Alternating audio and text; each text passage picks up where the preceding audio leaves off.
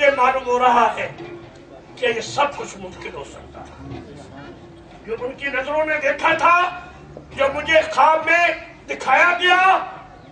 میرے دل کو بھی اللہ نے اس طرح متوجہ کر دیا ہے اور میں نے بھی یہ بورڈ لگا دیا ہے، اور میرے ہاتھ پر بیعت کرنے والوں کی تعداد جو پوری دنیا کے 40-50 ملکوں میں ہے، وہ اگر یہاں آنے لگے تو پھر ایئرپورٹ بھی یہاں بن جائے گا۔ اس لیے میں بڑی سعادت کے ساتھ آپ کی توجہ دلاتا ہوں کہ اللہ کے ولیوں کا راستہ ہی اصل راستہ ہے، اور اسی راستے سے ہم خدا کے نظر میں اور دنیا کی نظر میں قرآن، اسلام، مسلمان اور آقا دو جہاں سرور کون و مکان کے وقار کو بلند کر سکتے ہیں۔ اور اگر ہم نے صوفیاء کا راستہ اب بھی اختیار نہ کیا تو پھر شکایت نہیں کر سکتے، زمانہ قیامت کی چال چل جائے گا۔ میرے پیارے دوستوں بزرگوں، اردن کی بادشاہت میں جو اس وقت اردن کے بادشاہ ہیں، جن کا نام عبداللہ ثانی ہے، جو نبی پاک صلی اللہ علیہ وسلم کی اولاد سے 41ویں پشت میں ہیں، حضور کے 41 پشت میں بیٹے ہیں، انہوں نے کہا کہ اور فرقوں میں رہنے والے مسلمانوں، اپنے فرقوں کی تو بات چھوڑو، اللہ نے تو یہود و نصارہ کے ساتھ بھی کلمہ سوا جو کامل ورڈ ہے، جو مشترکہ طرز ہے، ان پر چلنے کے لیے اجازت دی ہے۔ تو آج ہم پھر کہتے ہیں کہ صوفیاء کا راستہ اصل راستہ ہے۔ اگر آج بھی ہمارے تمام فرقہ المسلمین اللہ کی طرف توجہ کریں اور یہ جانے کہ میرے آقا نے کہا کہ جب زمین ظلم سے بھر جائے گی، جب جگہ جگہ قتل عام ہوگا، جب انسانی خون بہے گا، جب رب نے فرمایا فرشتوں سے کہ میں آدم کو اپنا خلیفہ بنانا چاہتا ہوں، تو رب نے فرمایا، فرشتوں نے کہا اے اللہ یہ خون ریزی کرے گا، اور جو خون ریزی کرتا ہے وہ خلافت الہیہ کا اہل نہیں ہوتا۔ جو خون ریزی پہ یقین رکھتے ہیں وہ اللہ تعالیٰ کی خلافت کے اہل نہیں ہے۔ خلافت الہیہ کا جو انسان ہے اہل، وہ وہی ہے جو صوفیاء اور درویشوں کے راستے پہ چل رہا۔ لہذا مجھے اردن کے بادشاہ نے شہزادہ غازی بن محمد طلال کا اسسٹنٹ اور نائب اس پاکستان میں مقرر کیا، اور اس کا اعلان اسلام آباد میں سفیر نے آ کر میرے گھر پہ کیا۔ تو میں کامن ورلڈ کا کوارڈینیٹر بھی ہوں، بین الاقوامی یونائٹڈ نیشن کا URI کا کوارڈینیٹر بھی پاکستان کا ہوں، اور اس کے ساتھ ساتھ مجھے فخر ہے کہ میں اپنے بھائی علامہ محمد یوسف آعوان کے ساتھ، جو ابھی خود اعلان فرمائیں گے،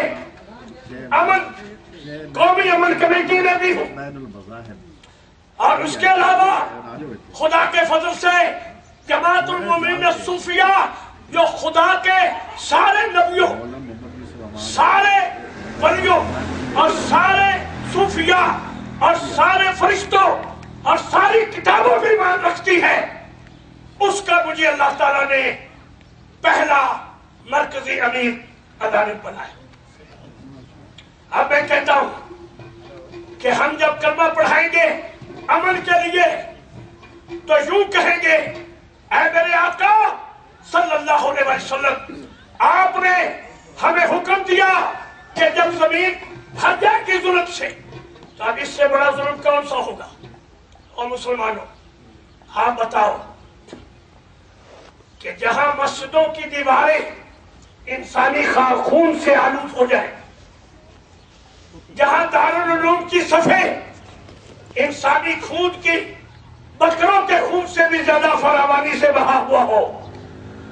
جہاں داتا گنج بخش علی ہریرے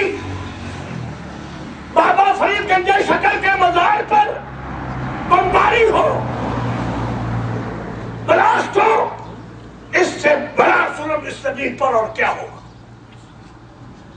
تو حضور نے فرمایا جب یہ انتہا کو ظلم پہنچے گا تو ہم مہدی کا ظہور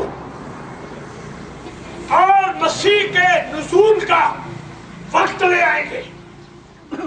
لیکن وہ آ کر امن قائم کریں گے تو اللہ سے آج دعا ہوگی کہ اللہ جلدی مہدی کا ظہور فرما، اے اللہ جلدی مسیح کا نزول کر، اب بس ہو گئی ہے، اس سے زیادہ ظلم ہم نہیں برداشت کر سکتے۔ اور دنیا کے مذہبوں میں دو جماعتیں ہوں گی، ایک جماعت جو حضرت مسیح کے لشکر میں ہوگی دجال کے خلاف لڑے گی، اور ایک جماعت دجال کے ساتھ ہوگی جو مسیح کے خلاف لڑے گی۔ تو بولو مسلمانوں، آپ کس جماعت میں ہونا چاہتے ہیں؟ جو حضور کے حکم سے مسیح کے ساتھ ہوگی یا جو آپ سمجھتے ہیں دجال کے ساتھ ہوگی؟ تو سارے مومن کہیں ہاتھ اٹھا کر کہ ہم اس جماعت میں ہوں گے جو جماعت حضرت مسیح علیہ السلام کی قیادت میں امت محمد مصطفیٰ کی ہوگی انشاءاللہ۔ ہم نے حسین شیعوں کو دے کے چھوڑ دیا، ہم نے مسیح عیسائیوں کو دے دیا۔ ارے بھائی، ان عیسائیوں سے زیادہ حق مسیح پر اہل اسلام کا ہے۔ قرآن نے جس طرح مسیح کی شان بیان کی ہے وہ بائبل میں کہیں ملتی بھی نہیں۔ تو آؤ ہم عہد کریں کہ آخرت پہ نظر رکھیں گے، اور کلمہ طیبہ میں جب کلمہ پڑھیں گے تو ساتھ ساتھ انبیاء رسل کو بھی یاد کریں گے۔ لا الہ الا اللہ محمد رسول اللہ، آدم صفی اللہ، نوح نجی اللہ، ابراہیم خلیل اللہ، موسیٰ کلیم اللہ، عیسیٰ روح اللہ، لا الہ الا اللہ محمد رسول اللہ۔